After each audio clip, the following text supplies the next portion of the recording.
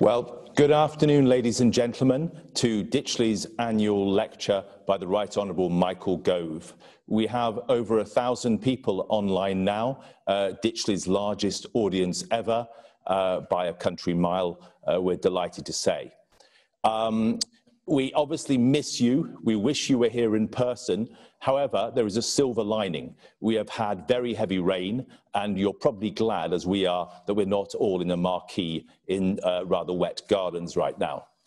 So with that, I'd like to kick off proceedings and hand over to Jonathan Lord Hill to introduce Michael. James, thank you. Good afternoon and welcome to Ditchley's 56th annual lecture, but our first virtual one. I'm here in the saloon with our director, James, and this year's lecturer, Michael Gove. A special thank you to Michael for making the effort to come and join us here. And to those of you who know Ditchley and would normally have been here, I'm glad to say that everything is looking as immaculate and as cared for as ever.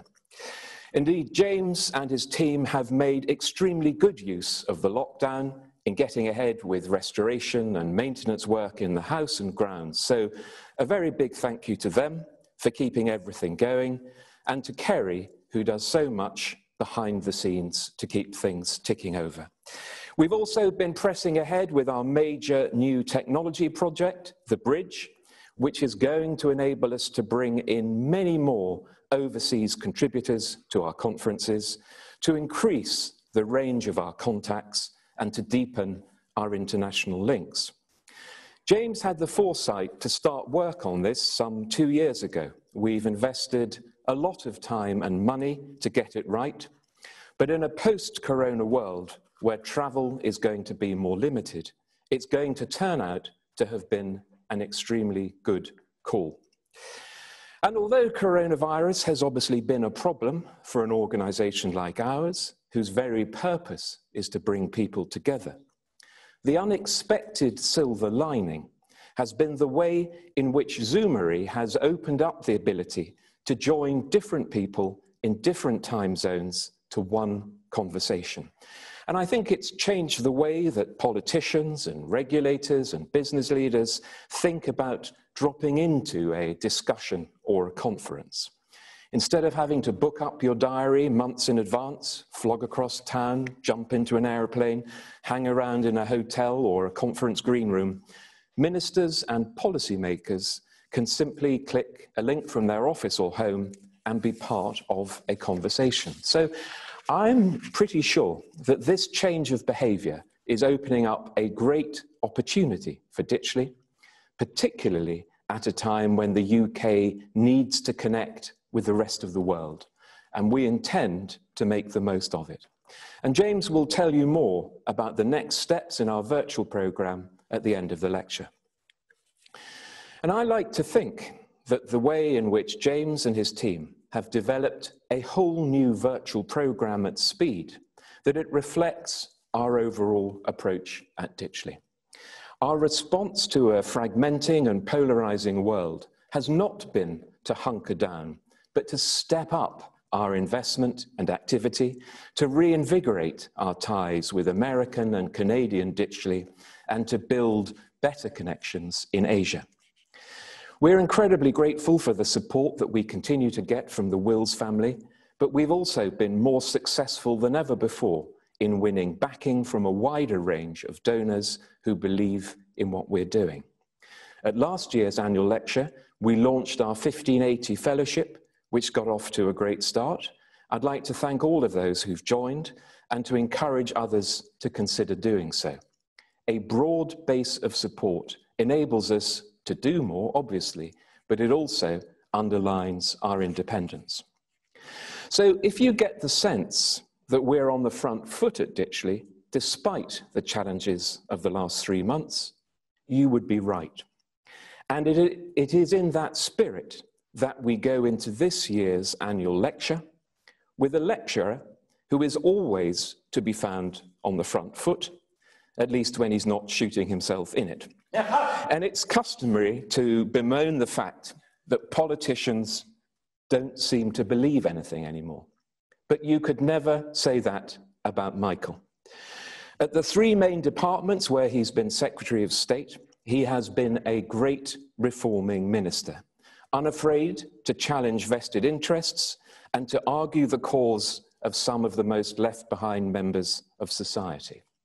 There is a restless intellect, an impatience at complacency, a passion at injustice, a rage at wasted talent. The hallmarks not of a small c conservative, but of a large R radical. I was lucky enough to work for Michael as a junior minister at the Department of Education, and obviously no man is a hero to his valet, but actually he was a great boss, and unlike other secretaries of state we can all think of, whose modus operandi is to seize any success and pass on any blame, Michael devolved huge amounts of responsibility, but came charging to your defence if you got into a scrape. Now, as Chancellor of the Duchy of Lancaster and Minister at the Cabinet Office, he finds himself the longest-serving member of the Cabinet, with almost everything seeming to end up on his plate. Even more importantly to us, of course, he is a governor here at Ditchley. Today, he's taking as his theme the privilege of public service, and it is my great pleasure to invite him to come here to give us the 2020 Ditchley Annual Lecture. Michael.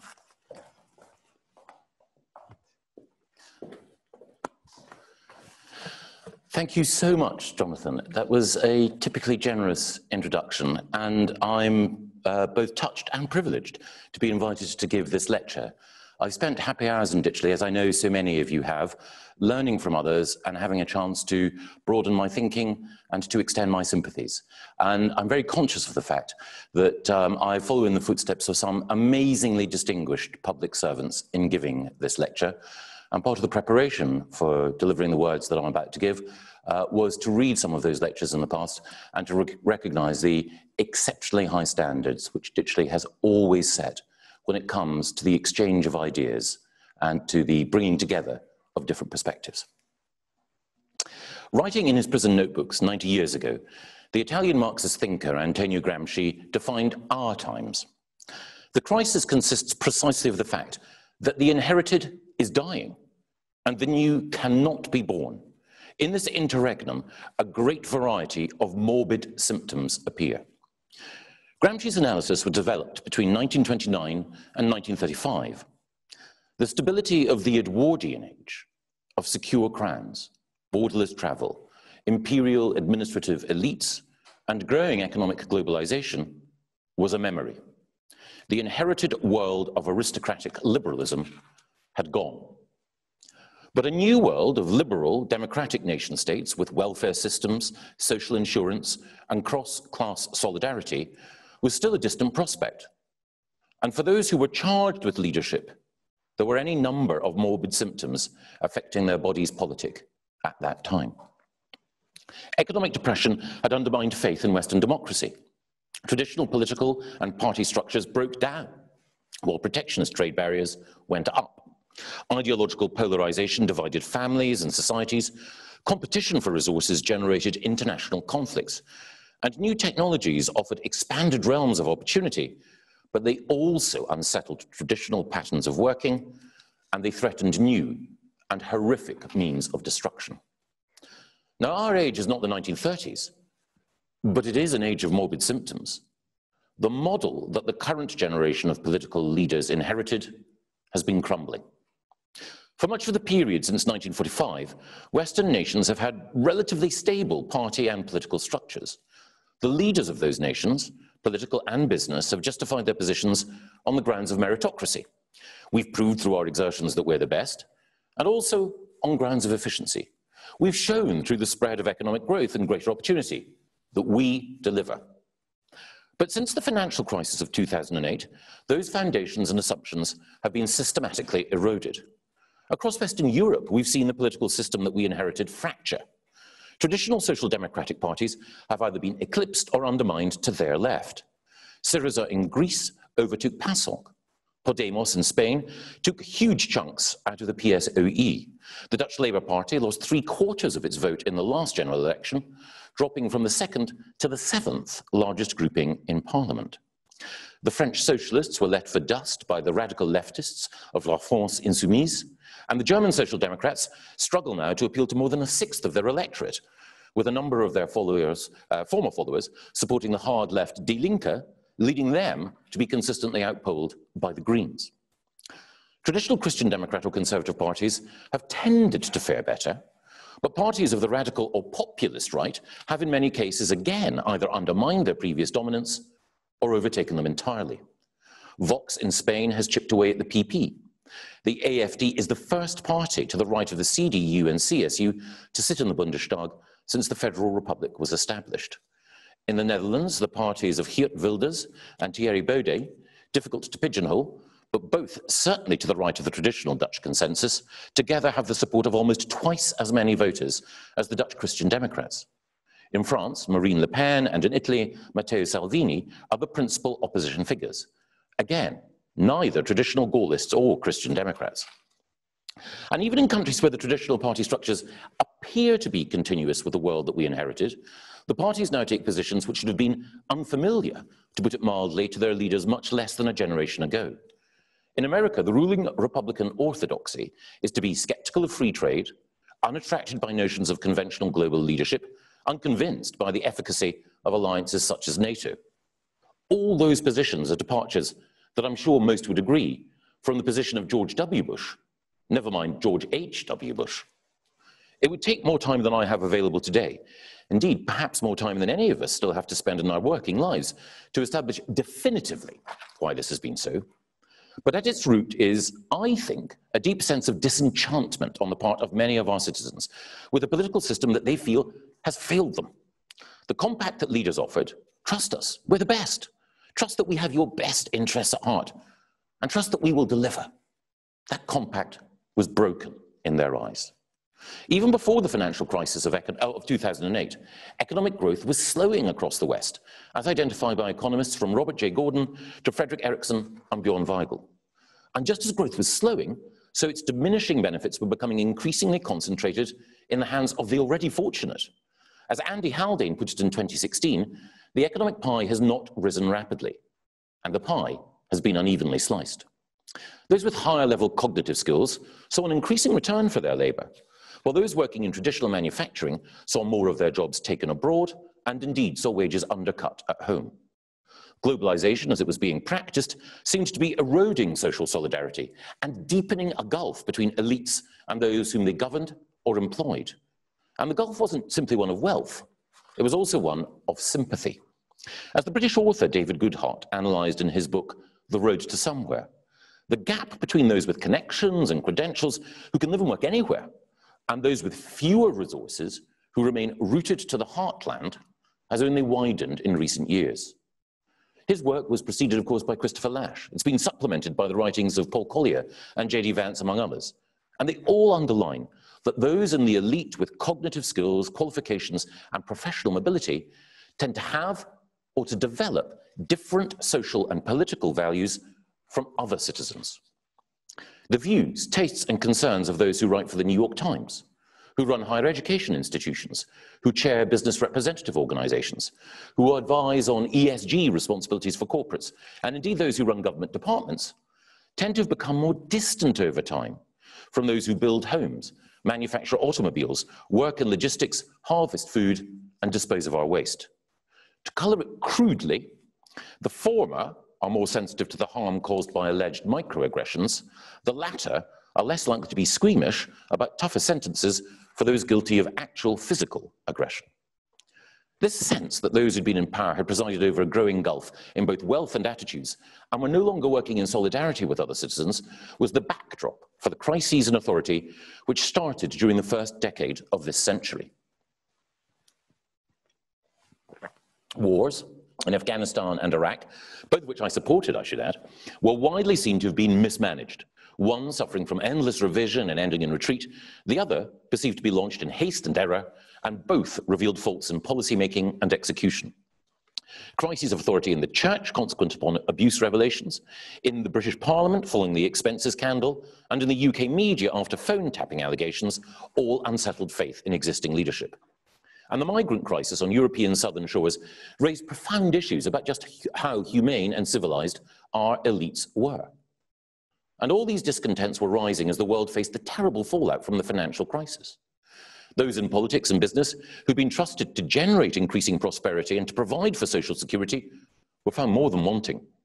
For many, they'd failed to anticipate the crisis, failed to identify or take responsibility for what had gone wrong, failed to ensure that the burden of repair was fairly shared, failed to reform the institutions, especially the finance and business institutions at the heart of the crisis. Overall, they'd failed to recognize the scale of change that society demanded.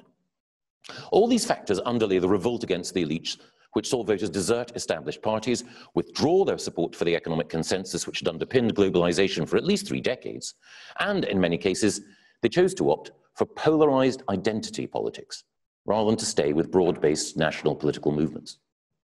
These morbid symptoms weakened our politics before the terrible global impact of the coronavirus, and they've shaped how many have seen the response to that crisis. During the epidemic, we've been made more powerfully aware of the entrenched economic inequalities across the globe.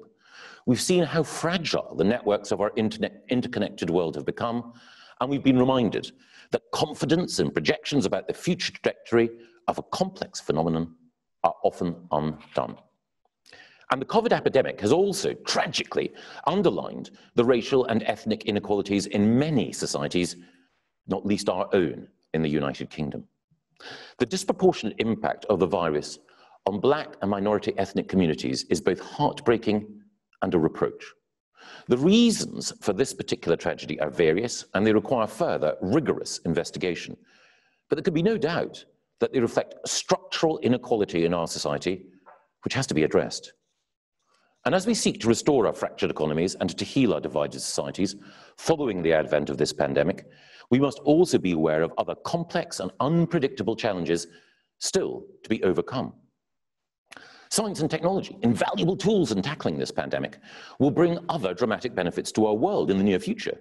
Big data, machine learning, artificial intelligence, robotics and further automation, 3D printing, quantum computing, and other advances will transform the manufacturing and service economy. Genetic sequencing and screening, gene editing, and other life science and biotech advances could enable transformations in healthcare and environmental stewardship. All these developments do have the potential to improve lives and livelihoods across the globe, but they also require us to think carefully about the moral and political questions they raise. We've seen all too recently how progress enabled by technology has brought gains, but also exposed flaws in how we organize our societies. The development of our global financial systems enabled capital to be more efficiently allocated, risk to be more effectively hedged, and innovation to be more powerfully incentivized. But these financial systems also created the conditions for hugely profound economic dislocation. So as we contemplate new technological and scientific breakthroughs, we must also consider the ethical and political challenges they bring. Unless they're thoughtfully addressed, we risk further worsening the morbid symptoms of our times. The changes to the workplace that the fourth industrial revolution is likely to bring will see many current jobs and occupations either disappear or alter dramatically.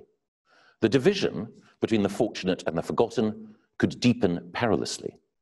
Life science and biotech breakthroughs raise old questions about equitable access to healthcare in new, potentially very uncomfortable ways, and they open new territory for ethical concerns about our relationship with the natural world of which we're indivisibly part. And in speaking of the natural world, the growing loss of biodiversity and the threat of climate change also reinforce how existing inequalities and vulnerabilities risk becoming more pronounced, and how we need to understand that complex adaptive systems like nature demand respectful attention, not glib assertions of mastery. And what makes these concerns pressing is the knowledge that all of these changes to technology, industry, employment, healthcare, food production, biodiversity, and the climate are coming at us fast.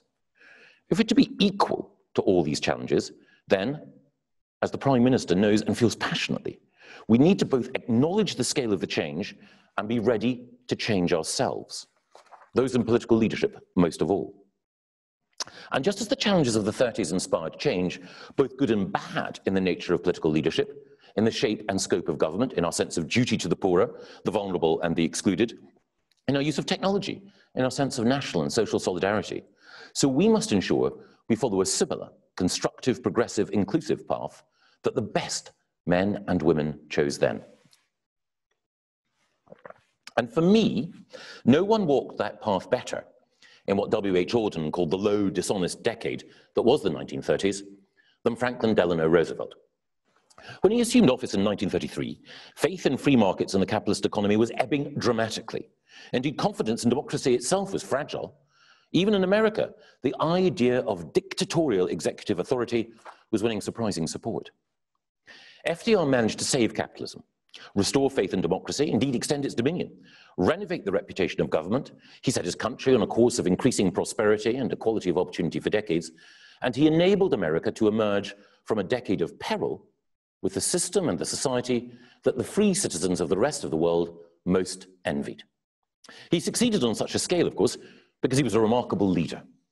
But there were principles underlining his approach, which I think we should learn from now, as we seek to overcome our own crises of authority, as we seek to reform capitalism, reinvigorate support for democracy, and get government working better for all while building more inclusive societies. First, Roosevelt took it as a given that no society could succeed unless every citizen within it had the chance to succeed. Throughout his political career, he'd been concerned by the plight of the poor and the vulnerable. He knew that they needed government on their side if they were to achieve the dignity, status, and independence that they aspired to.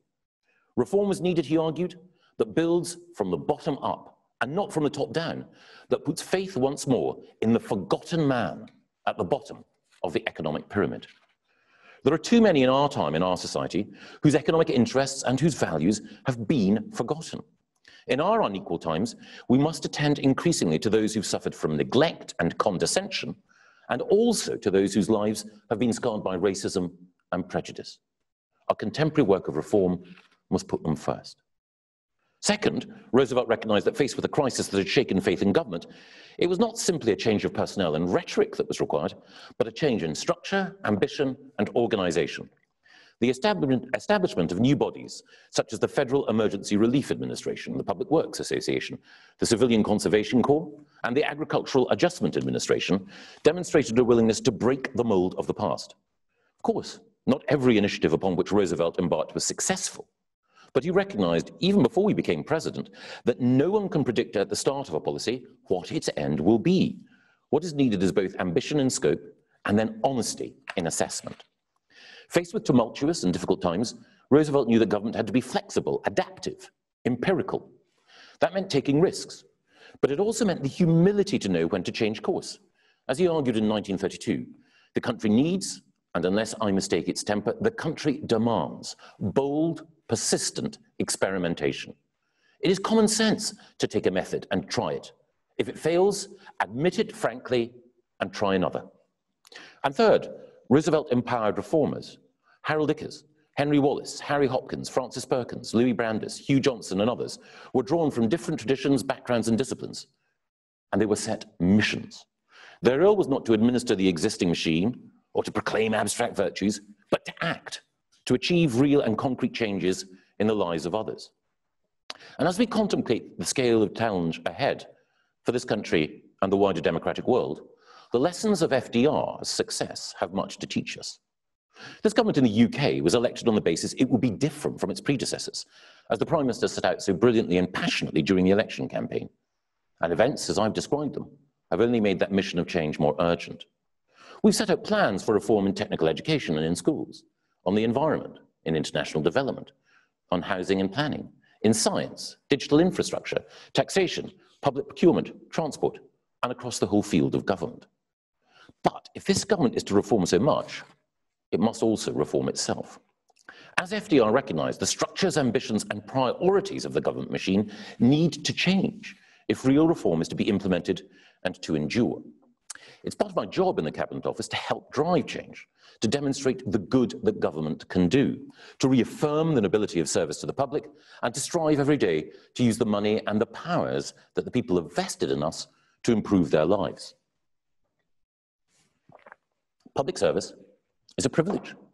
Not because it brings wealth or ease.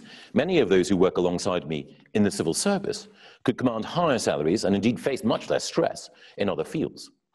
No, the privilege comes from knowing that those of us in government have the chance every day to make a difference. The greatest gift that any of us can be given is the opportunity to lead lives of purpose in public service, to know that by our efforts, others stand taller. But with that privilege comes a duty, to ask ourselves if what we're doing is genuinely transformative. Can we prove that we've made a difference? Can we demonstrate the effectiveness of what we've done with other people's money? Can we prove that the regulations and agencies that we've established have made clear, demonstrable, measurable improvements to the lives of others? And can we prove that in a way that our fellow citizens can recognise and appreciate? I ask because I'm conscious, in line with the starting imperative of FDR's reform mission, just how distant in so many senses government is from the people. It's not just that all the major government departments are based in London, with the impact of concentration of senior jobs has on our economy. It's also the case that Westminster and Whitehall can become a looking-glass world. Government departments recruit in their own image, are influenced by the think tanks and lobbyists who breathe the same London air, and are socially rooted in assumptions which are inescapably metropolitan. There's a tendency, and I'm certainly not immune to it, to see success in government measured by the sound of applause in the village, not the weight we lift from others' shoulders. Favourable media commentary, pressure group plaudits, peer group approval, they all drive activity. But what is less often felt is the pressure to show that over time, that programmes have been effective and enduring. Of the 108 major programmes for which this government is responsible, only 8% are actually assessed to judge if they've been delivered effectively and they've brought about the desired results. Now, of course, we politicians are principally to blame for the state of affairs. We go for the sugar rush that comes from announcing radical initiatives, unveiling dramatic overhauls, launching new spending programmes, ramping up this and rolling out that. Done right, such moments can galvanise the system into action, but at times we risk the hunger for new policy announcements becoming insatiable. And there is also a tendency in government to applaud the gracefully performative and to overlook the boringly transformative. Inclusive lanyards, progressive hashtags, and high-sounding declarations from champions of this and that good cause are often signals of noble intent, but they are no substitute for improving exam performance for children from underperforming ethnic minorities, enhancing the ability of prisons to rehabilitate prisoners, or shifting our economic model to see higher returns to labour and fewer opportunities for rent-seeking. Tackling these challenges isn't easy. Worthwhile things seldom are. But we can begin by changing important ways in which we work in government. We can literally reduce the distance between government and people by relocating government decision-making centres to different parts of our United Kingdom. And in doing so, we should be striving to reflect the full diversity of our United Kingdom. Why shouldn't some of the policymakers intimately involved in reshaping our approach to energy and the decarbonisation of our economy be in Teesside, Humberside and Aberdeen? Shouldn't those thinking about this sector be part of the communities whose jobs depend on getting these decisions right? And why are so many of those charged with developing our tax and welfare policies still based in London? Wouldn't it be better for those deciding how taxpayers' money is spent to be living and working alongside those citizens across the country, from Mansfield to Middlesbrough to Merthyr Tydfil, for whom every pound in tax is a significant inroad into their income? Should we not also be better at recruiting our policymakers from those overlooked and hitherto undervalued communities? There have been relocations of government in the past, but they've generally been to cities such as Bristol and Sheffield, with a particular socioeconomic profile and a particularly large proportion of existing university graduates. We need to be more ambitious for Newcastle, for Teesside and Teesdale, for North Wales, for the northeast of Scotland, for East Lancashire, for West Bromwich. I also think that we need to look at how we can develop an even more thoughtful approach to devolution, to urban leadership, and to allowing communities to take back more control of the policies that matter to them. One of the glories of the United States is that there are 50 governors, all of whom can be public policy innovators. As so often, diversity is strength. And an important part of bringing government closer to people is making sure that we have not just a wider spread of decision-making across the country, but a broader and deeper pool of decision-makers. Groupthink can affect any organisation. The tendency to coalesce around a cosy consensus, to resist change, to look for information which confirms existing biases, and to reject the rigorous testing of delivery. It's the opposite of the bold, restless experimentation that FDR called for, and it is particularly likely to occur when people are drawn from similar backgrounds. As the academic Jonathan Haidt has pointed out, when you get a critical mass of people in any organisation who've got similar outlooks, biases and preferences, the minority who may dissent become progressively more uncomfortable about doing so. The more that fluent, intelligent, kind and sensitive people explain that the emperor's new clothes are a thoughtful co-creation, blending public and private sector expertise from the textile and the non-textile communities, and that these have been benchmarked against international norms and sensitive to body positivity feedback and indeed non-judgmental protocols concerning the tone policing of issues around personal space, the less likely someone is to say, the guy's naked.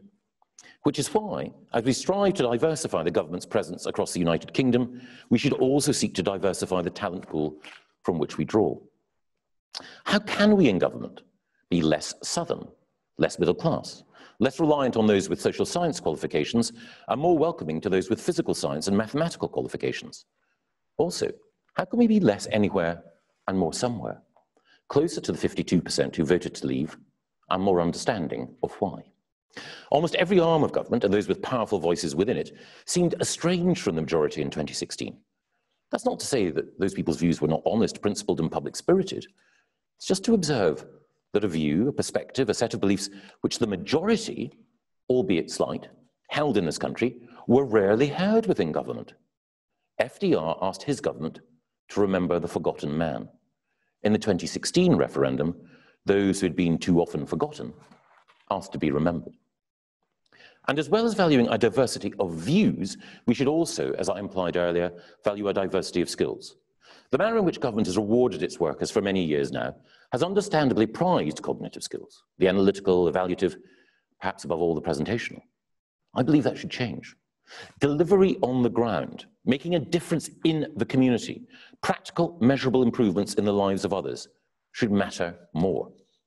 Public servants, including those who work for private sector organisations delivering public goods, such as those in the care sector, waste and refuse disposal, and the people who keep our hospitals hygienic and safe, should be at the centre of our policy making.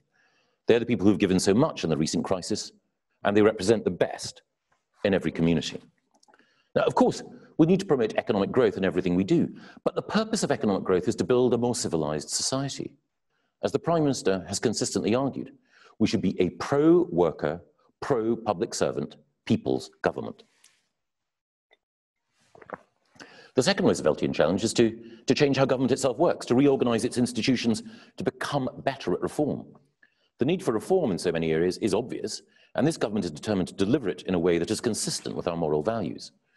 We know that we need to make opportunity more equal. We need to make productivity gains across our country more equitable. We need a just transition to a lower carbon world.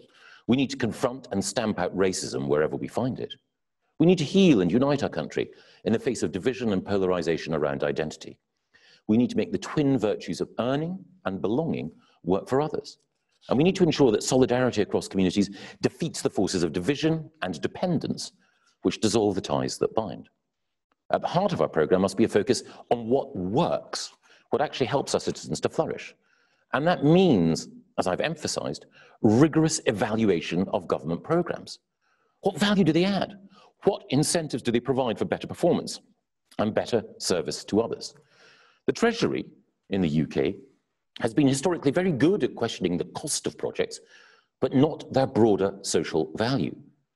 Asking that question is not an evasion of government responsibility, but an embrace of it.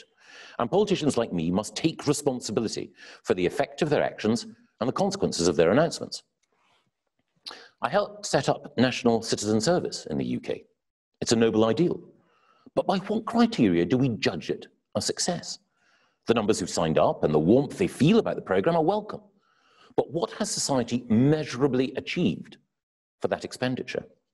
I'm proud to have played a part in setting up the Free Schools programme in England, along with Lord Hill. But it's important to ask what measurably and consistently we've achieved over 10 years through that investment. In the aftermath of the 2011 riots in London, I pressed for a range of reforms. But however well-intentioned they all were, we need to be honest and self-critical about their progress. Have the gangs task force and the use of gang injunctions made young people safer and helped young people out of the criminal justice system? One of the reforms of which I'm proudest was the introduction of the Pupil Premium to support disadvantaged children with additional funding. I believe it's been transformative. But we need hard, testable data on how it's worked. How well have we captured how effectively it is spent in the best schools? And how are we setting about analysing what lessons to learn elsewhere? To answer these questions properly, indeed to use the answers to drive improvement in all public services, requires the UK government to change. First, the UK government needs to be rigorous and fearless in its evaluation of policy and projects. And in doing so, we need to ask questions not only about spending per se, but about effectiveness against ambition. It may well be legitimate to say that government wants to spend a large amount to achieve an incremental improvement in a specific area for a vulnerable set of people, such as support for children in care. But the crucial question is, what benefits have the extra spending and attention brought? That's not penny pinching. It's a real concern that the vulnerable benefit from this additional expenditure. What are the metrics against which improvement will be judged? How are appropriate tools, such as randomized control trials, being deployed to assess the difference being made? How do we guard against gaming and confirmation bias? All across government at the moment, I fear that widespread rigor is missing, which is just one of the reasons why the machinery needs to change. Government needs to evaluate data more rigorously, and that also means opening up data to others so that they can judge the effectiveness as programs as well. We need proper challenge from qualified outsiders. If government ensures that its departments and agencies share and publish data far more, then data analytics specialists can help us more rigorously to evaluate policy successes and delivery failures. People's privacy, of course, must be protected, but once data is suitably anonymized, it is imperative that we learn the hugely valuable lessons that lie buried in our data. We also need to ask, in those areas where our data is world-class, as with the NHS, how we can use that to power scientific breakthroughs. Suitably anonymized, as I say, the deep and broad pool of health data that we have can improve diagnostics and treatment. It can support life science innovation. It can help close the health inequality gap.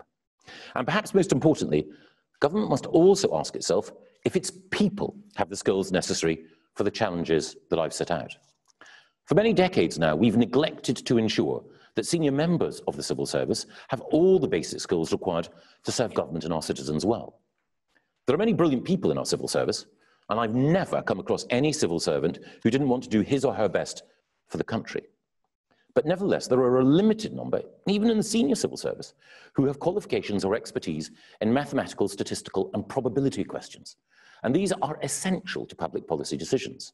As governments in developed nations go, we in the UK are lagging behind many others in terms of numerical proficiency. But so many policy and implementation decisions depend on understanding mathematical reasoning. That means that we need to reform not just recruitment, but training.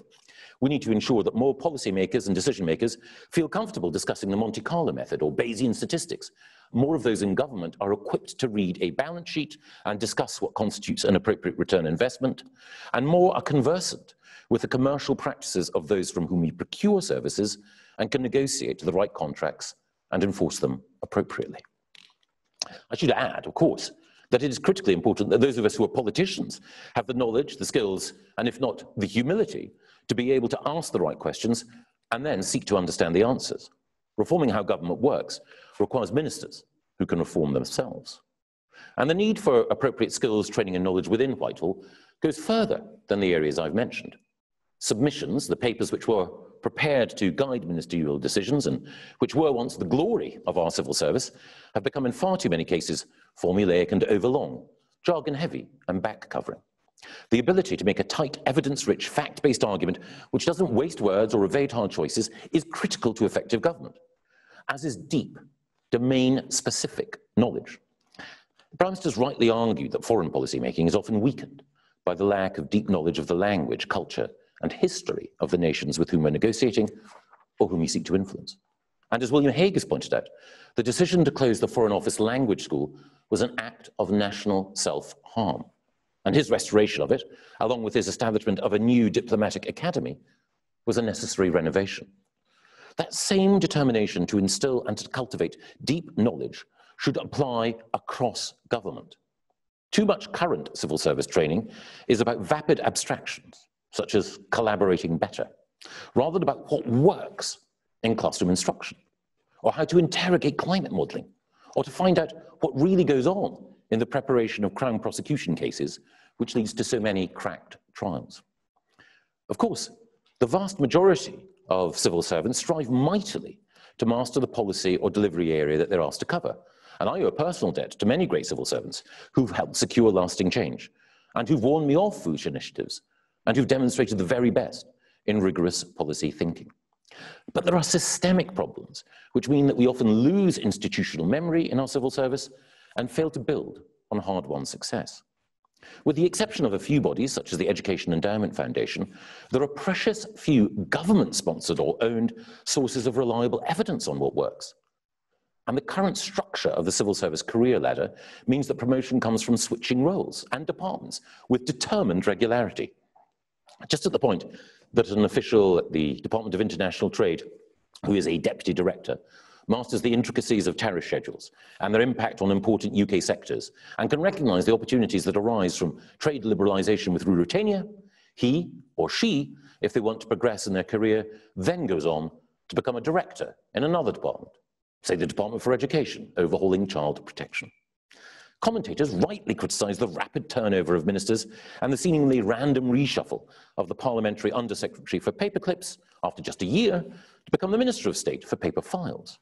But far less noticed, and just as, if not more damaging, is the whirligig of civil service transfers and promotions. We must be able to promote those with proven expertise in their current role to perform the same or similar functions with greater status and higher rewards, without them thinking that they have to move away from the areas they know and love to rise in their profession. We wouldn't ask an orthopedics registrar to become a psychiatrist in order to make them a consultant. So why should we require an expert in agriculture negotiations with the EU to supervise the universal credit IT system in order to see their career progress?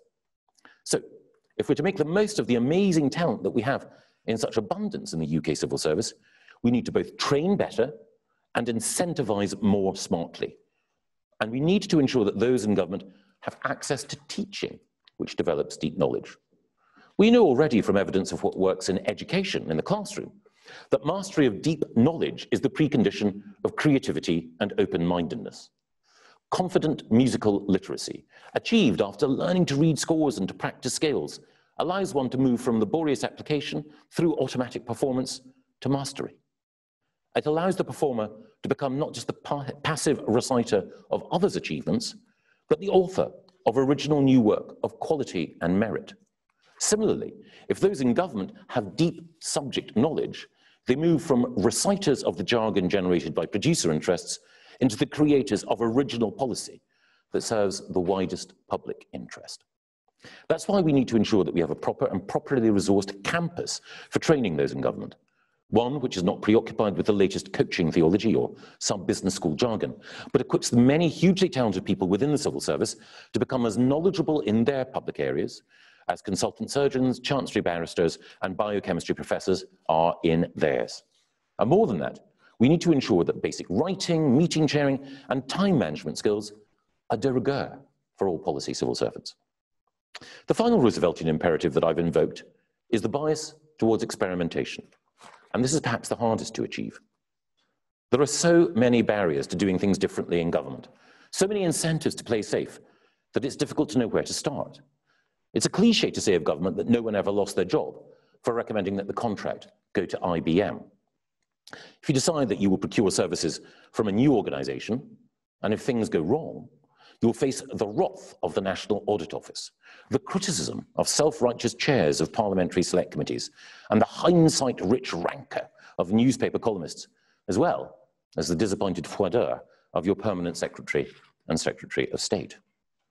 On the other hand, if you choose to have the service performed by an established supplier, if you choose to assess their performance by deferring to the big management consultants, and then if you set up a board to manage the process with officials from lots of different government departments, then you're insulated from failure. The delivery companies you've contracted are often too big to fail, too embedded in so much else that government does, too sanctified by the faith that other government departments have already placed in them. The consultants are an invaluable prophylactic. If these super bright people from the private sector with MBA degrees and huge earnings outside said it was okay, well, it must have been. And the Cross-Whitehall board is the biggest insurance policy of all. You can't hold me accountable. It was a shared decision. All of these factors work against innovation and accountability. Innovation comes from people take reasonable risks and also responsibility. We need to move to a system where those who propose the innovative, the different, the challenging are given room to progress and, if necessary, fail. But we must then ensure that we learn quickly, adjust and respond. In my time in politics, I've got many things wrong, but I have most of the time been blessed by the ability of prime ministers to forgive, provided I learned the lesson. That is why it's the responsibility of those in positions of political leadership, myself chief among them, to support those who try something different and defend them if at first it doesn't work, and then to ensure that we learn why and to do better next time. My first attempt at as Education Secretary at a new history curriculum was deeply flawed, but the challenge it provoked improved on everything that had gone before.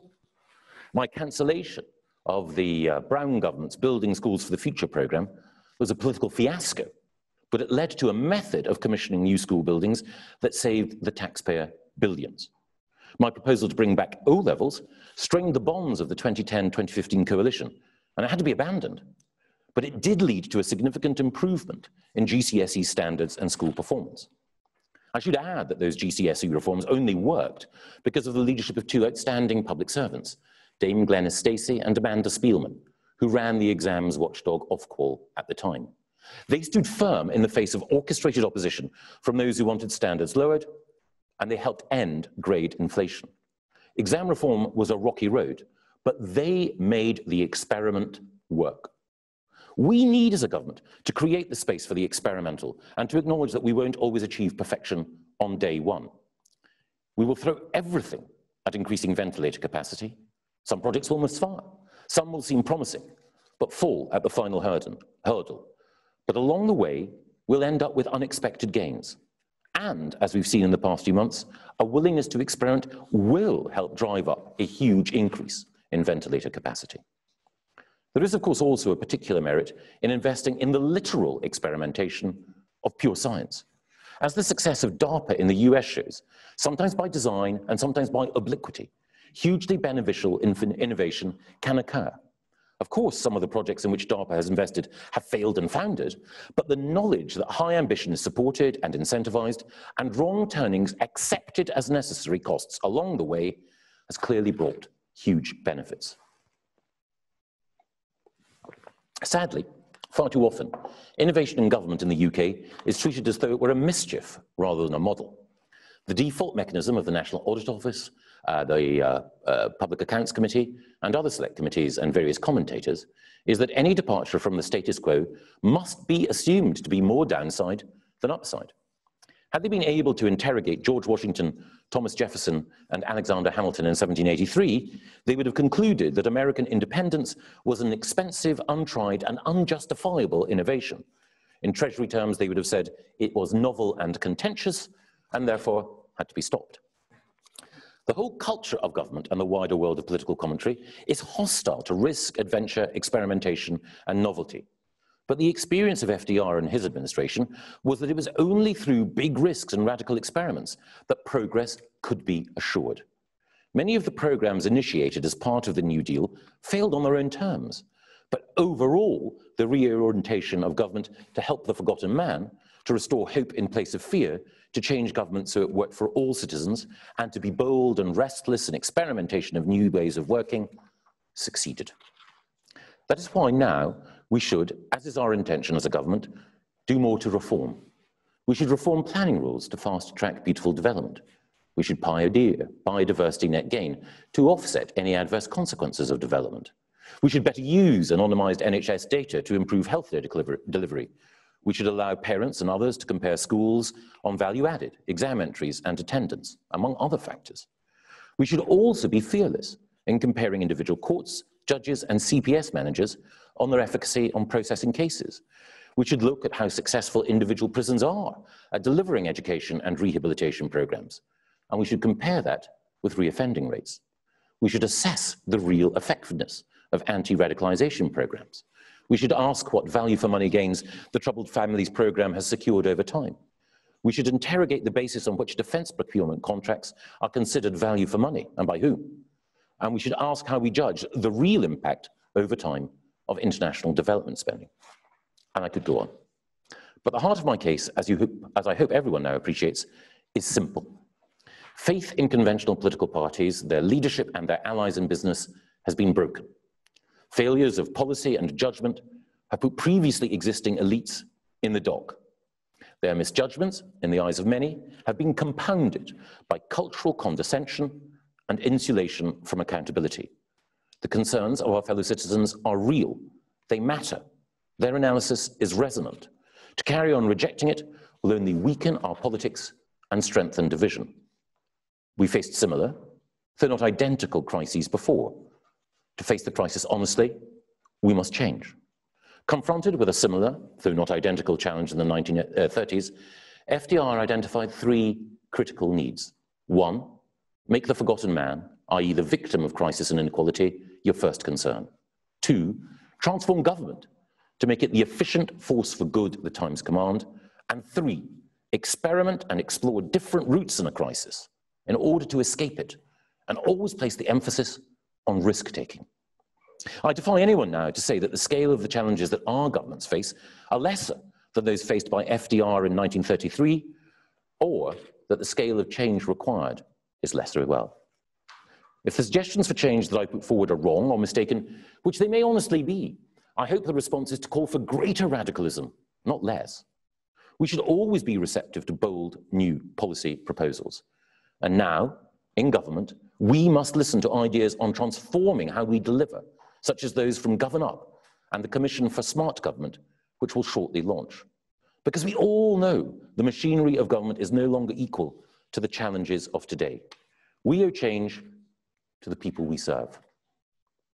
Every morning, I wake up saddened by the fact that we haven't done more to make the most of every talent in our land. I reproach myself that we didn't do more, especially in children's social care, but also in primary and secondary schooling, to provide opportunities and to keep young people safe. I worry that we've not succeeded properly yet in reforming the youth justice system, the police, the CPS, and the courts. But I know we can do better. I know that we can redeem souls. We can save lives through public sector reform. If money is rightly directed, properly authorised, and its spending effectively evaluated, then massive progress can still be made. Let me end on a personal note. I'm in public service as an MP and as a government minister because I want to tackle inequality. I have other passions, the environment, culture, sport, but my driving mission in politics is to make opportunity more equal. I want to ensure that whatever their background, every child has the chance to succeed, and nothing we should do should hold them back. It is on that basis that I make my case for reform, on which I and this government are happy to be judged. Thank you.